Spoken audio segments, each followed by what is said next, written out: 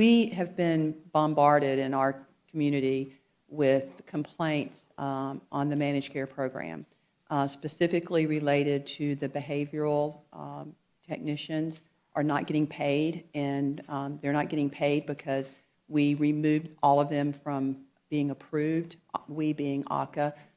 Evidently, there was a certain area that was having problems with unlicensed registered behavioral technicians, so they just pulled all behavioral technicians licensed.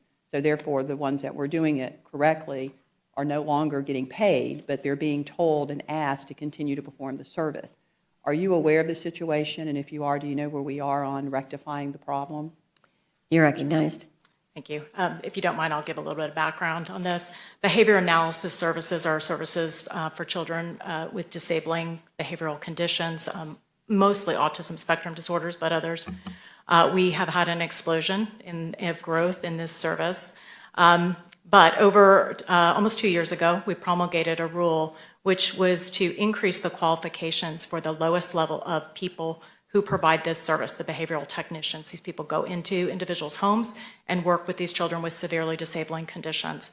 They don't have to have a whole lot of qualifications. At that time, we wanted them to have a certification from a national board that would make them a registered behavioral technician. At the time, the industry had a lot of feedback that they really weren't ready, that there weren't enough providers out there that had the certification. And so through the rulemaking process, we determined that they would get about 2 years to come into compliance with that standard. That standard went into effect on January the 1st. What we did, because there has been quite a lot of fraud in this area, particularly in South Florida, we did freeze payments for those providers until we can verify that they have met the qualifications to be registered behavior technicians. We expect to finish that review by the end of next week, and we are lifting what we call prepayment review daily as people pass through the qualifications. So we expect that everybody who meets the qualifications will be cleared no later than the end of next week. Follow-up. Will they be reimbursed from their prior service if they perform the service? And is that message getting out to the clinics? Because a lot of the complaints we had were not the ones going into the homes, it was the ones that had the physical facilities that were not getting paid. You're recognized.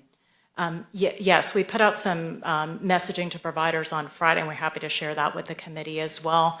They don't have to take any action to be paid after that if they've already submitted claims. As soon as we lift what we call prepayment review, those claims will go through and process without them having to take any action. One further step that we're going to take in the next couple of days is to publish the list of who's essentially been cleared and checked off as meeting the requirements so that people can know when they've been cleared, to save everybody a lot of phone calls and back and forth.